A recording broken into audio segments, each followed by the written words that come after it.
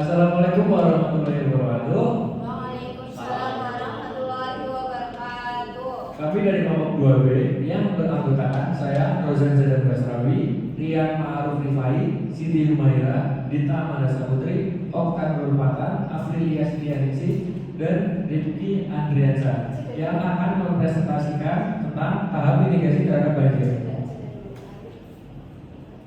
Yang pertama itu adalah pengertian banjir. Banjir merupakan bencana alam yang sering terjadi di Indonesia dan memiliki dampak signifikan terhadap aspek sosial, ekonomi, dan lingkungan. Mitigasi bencana banjir merupakan serangkaian upaya yang dilakukan untuk mengurangi risiko bencana banjir, baik melalui pengembangan fisik, peningkatan kesadaran dan kapasitas masyarakat, maupun penguatan kelembagaan. Tahapan mitigasi bencana banjir dapat dibagi menjadi 3 fase. Yang pertama itu ada pra-bencana atau pencegahan dan kesiapsiagaan. Lalu ada saat bencana atau tanggap darurat, dan pasca bencana atau rehabilitasi dan rekonstruksi. Pada fase pra-bencana, upaya mitigasi struktural dan non-struktural dilakukan untuk mengurangi kerentanan terhadap banjir, pembangunan infrastruktur, pengendalian banjir seperti tanggul, waduk retensi, sistem drainase, dan pengelolaan daerah aliran sungai menjadi fokus utama dalam mitigasi struktural. Sementara itu, mitigasi non struktural mencakup penyusunan kebijakan dan regulasi, pemetaan risiko banjir, sistem peringatan dini, serta pemberdayaan masyarakat melalui pendidikan dan pelatihan. Selanjutnya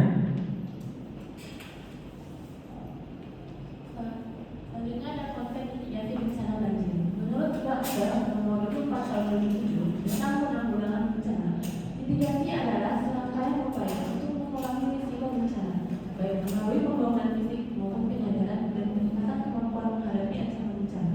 Dalam konteks bencana banjir, mitigasi merupakan tindakan yang diambil sebelum banjir terjadi dengan tujuan untuk mengurangi atau menghilangkan dampak jangka panjang dari bencana banjir terhadap manusia dan penduduk. Menurut peraturan kepala daerah nomor 4 tahun 2008. Selanjutnya ada karakteristik bencana banjir. Dibagi menjadi 13. Karakteristik bencana banjir dibagi menjadi 3. Potongnya nanti. Selanjutnya ada karakteristik bencana banjir dengan dibagi menjadi 3. Dengan berdasar yang pertama berdasarkan penyebabnya. Banjir hujan lokal disebabkan oleh curah hujan yang tinggi di suatu wilayah. Banjir kiriman, banjir yang berasal dari hulu sungai dan menyebabkan banjir di daerah ini. Berikutnya ada banjir rob, yaitu banjir yang disebabkan oleh pasangan laut dan banjir bandang, banjir yang terjadi secara tiba-tiba dengan debit air yang besar dan cepat. Selanjutnya berdasarkan durasinya, ada banjir cepat, fast food terjadi dalam waktu yang singkat hitungan jam dengan debit air yang tinggi. Lalu ada banjir lambat, slow onset flow, terjadi dalam waktu yang lebih lama atau beberapa hari hingga minggu. Yang terakhir ada berdasarkan lokasinya. Banjir itu banjir sungai terjadi ketika air sungai meluap melebihi kapasitas sungai. Lalu ada banjir perkotaan terjadi di daerah perkotaan akibat sistem drainase yang tidak memadai. Dan yang terakhir ada banjir pesisir terjadi di daerah pesisir akibat kombinasi pasang air laut dan curah hujan yang tinggi. Selanjutnya, memahami karakteristik banjir sangat penting dalam merancang strategi mitigasi yang efektif. Misalnya, mitigasi untuk banjir bandang akan berbeda dengan mitigasi untuk banjir rob. Pendekatan mitigasi yang tepat harus disesuaikan dengan karakteristik banjir yang spesifik untuk suatu wilayah. Dari Partai et al. 2014. Kerangka kebijakan mitigasi bencana ada 4. Yang pertama, UU Nomor 24 Tahun 2007 tentang penanggulangan bencana. Yang kedua, Peraturan Pemerintah Nomor 21 Tahun 2008 tentang penyelenggaraan penanggulangan bencana. Ketiga, PNPB Nomor 4 Tahun 2008 tentang penanggulangan penyusunan rencana penanggulangan bencana. Dan terakhir, Kerangka Kerja Senjai untuk penanggulangan risiko bencana 2015 sampai 2030.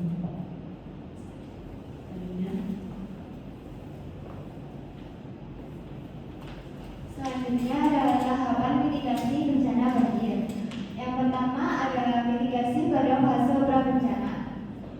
Mitigasi pada fase prabencana merupakan upaya yang dilakukan sebelum bencana banjir terjadi untuk mengurangi risiko dan dampak potensial dari bencana tersebut. Pada fase ini, mitigasi bencana banjir dibagi menjadi 2 pendekatan. pendekatan utama, yaitu mitigasi struktural dan mitigasi non-struktural. Yang pertama, mitigasi struktural merupakan upaya untuk mengurangi resiko bencana banjir melalui pembangunan fisik atau penerapan teknologi.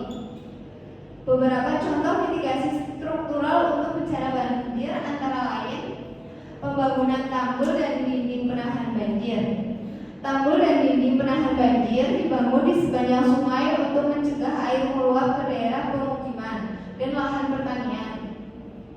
Tanggul biasanya terbuat dari tanah, batu, atau beton dan dirancang untuk menahan volume air tertentu. Yang kedua ada waduk dan bendungan.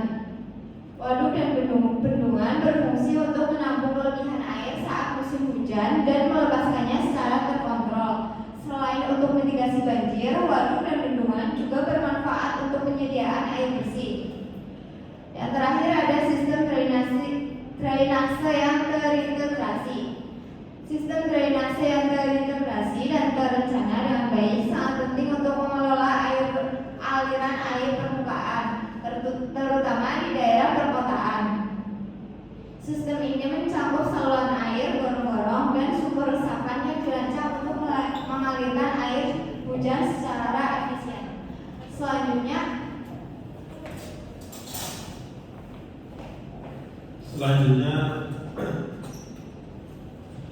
Selanjutnya ada mitigasi non-struktural, merupakan upaya pengurangan resiko bencana banjir melalui pengembangan kebijakan, pengetahuan, kesadaran, dan kapasitas masyarakat. Beberapa contoh mitigasi non-struktural untuk bencana banjir antara lain: yang pertama ada pemetaan resiko banjir.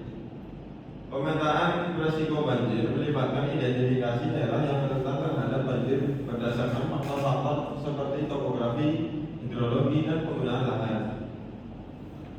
Peta risiko banjir menjadi dasar untuk perencanaan tata ruang dan pengembangan sistem peringatan dini. Yang kedua, sistem peringatan dini banjir. Sistem peringatan dini banjir melibatkan pemantauan kondisi hidrometeorologi, prediksi banjir, dan penyebaran informasi peringatan kepada masyarakat. Sistem ini membantu masyarakat dan pemerintah untuk bersiap sebelum banjir terjadi. Ketiga, perencanaan tata ruang yang mempertimbangkan risiko banjir. Perencanaan tata ruang yang mempertimbangkan risiko banjir dapat membantu mengurangi kerentanan terhadap banjir dengan cara mengendalikan pembangunan di daerah rawan banjir dan melestarikan daerah resapan air. Selanjutnya. Yang selanjutnya ada mitigasi pada fase saat bencana, di mana meskipun fokus utama mitigasi adalah pada fase prabencana, beberapa tindakan mitigasi juga dapat dilakukan pada fase saat bencana atau tanggap darurat untuk mengurangi dampak banjir. Nah, beberapa tindakan mitigasi pada fase ini antara lain adalah evakuasi dan penyelamatan, di mana rute evakuasi dan tempat pengungsian mengurangi jumlah korban jiwa. Kemudian ada penyediaan keperluan dasar, yaitu makanan, air bersih, layanan kesehatan, kemudian mengurangi dampak negatif terhadap kesehatan. Selanjutnya ada pengelolaan informasi bencana, yaitu pemantauan kondisi banjir, penyebaran informasi kepada masyarakat. Selanjutnya ada koordinasi antar instansi, yaitu penggunaan sumber daya secara efektif, kolaborasi antar pemangku kepentingan. Kemudian ada mitigasi pada fase pasca bencana. Fase pasca bencana meliputi rehabilitasi dan rekonstruksi. Tindakan mitigasi pada fase ini bertujuan untuk memulihkan kondisi masyarakat dan lingkungannya terkena dampak banjir, serta membangun kembali dengan baik untuk mengurangi risiko banjir di masa depan. Beberapa tindakan mitigasi pada fase ini antara lain: yang pertama ada rehabilitasi infrastruktur, yaitu memperbaiki infrastruktur dengan standar lebih tinggi, mempertimbangkan pengurangan risiko. Kemudian ada rekonstruksi rumah dan pemukiman, yaitu membangun rumah dengan ketinggian lebih tinggi, relokasi dari daerah rawan banjir. Selanjutnya ada pemulihan ekonomi, bantuan modal usaha, pelatihan keterampilan. Kemudian ada evaluasi dan pembelajaran, yaitu menganalisis kejadian banjir dan respon peningkatan mitigasi di masa depan. Yang terakhir ada program mitigasi jangka panjang, yaitu pembangunan berdasarkan pengalaman dan evaluasi perencanaan komprehensif. Selanjutnya, yang selanjutnya itu ada tantangan dan strategi. Ada beberapa tantangan dalam implementasi mitigasi bencana banjir di Indonesia, antara lain yang pertama yaitu adalah keterbatasan anggaran. Mitigasi struktural seperti pembangunan infrastruktur pengendali banjir memerlukan anggaran yang besar. Keterbatasan anggaran menjadi tantangan dalam implementasi mitigasi bencana banjir. Dengan strateginya yaitu dengan mengoptimalkan penggunaan anggaran yang tersedia, mencari sumber pendanaan alternatif seperti kerjasama dengan sektor swasta, dan memprioritaskan program mitigasi yang efektif dan efisien. Yang kedua yaitu mengkoordinasi antar instansi. Mitigasi bencana banjir melibatkan berbagai instansi dengan tugas dan fungsi yang berbeda. Koordinasi yang kurang baik antar instansi dapat menghambat implementasi mitigasi bencana banjir.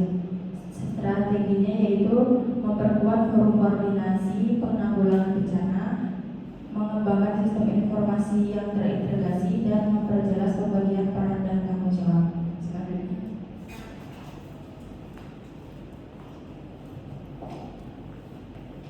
Selanjutnya adalah peran pemangku kepentingan. Mitigasi bencana banjir merupakan tanggung jawab berbagai pemangku kepentingan, antara lain satu, pemerintah pusat dan daerah.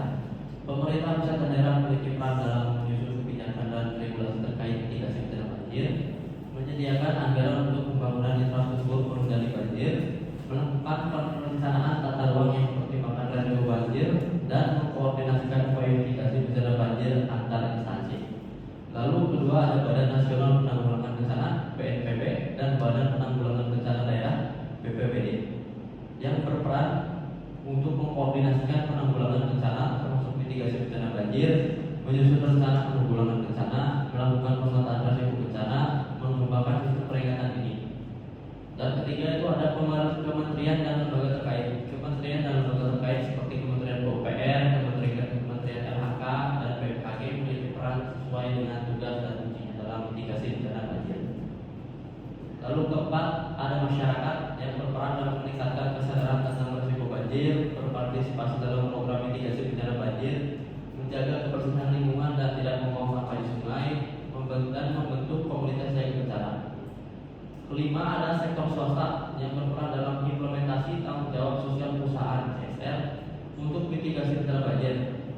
Lalu pengembangan teknologi inovatif untuk mitigasi bencana banjir dan penyediaan dana untuk program mitigasi bencana banjir. Lalu yang keenam dan terakhir adalah lembaga penelitian dan perguruan tinggi yang berperan dalam melakukan penelitian tentang mitigasi bencana banjir, mengembangkan teknologi dan inovasi untuk mitigasi bencana banjir, dan memberikan pendidikan dan pelatihan tentang mitigasi bencana banjir. Sekian, terima kasih. Jadi kesimpulan dari pemaparan ini ialah mitigasi bencana alam ialah tindakan untuk meminimalisir dampak yang buruk saat terjadi bencana. Teknik sipil juga berperan sangat penting dalam mitigasi bencana alam, baik dalam fase pra-bencana, fase bencana, dan fase pasca bencana. Sekian pemaparan yang telah disampaikan oleh rekan-rekan kami. Mohon maaf apabila ada kekurangan maupun kesalahan dalam pemaparan kami. Terima kasih. Wassalamualaikum warahmatullahi wabarakatuh.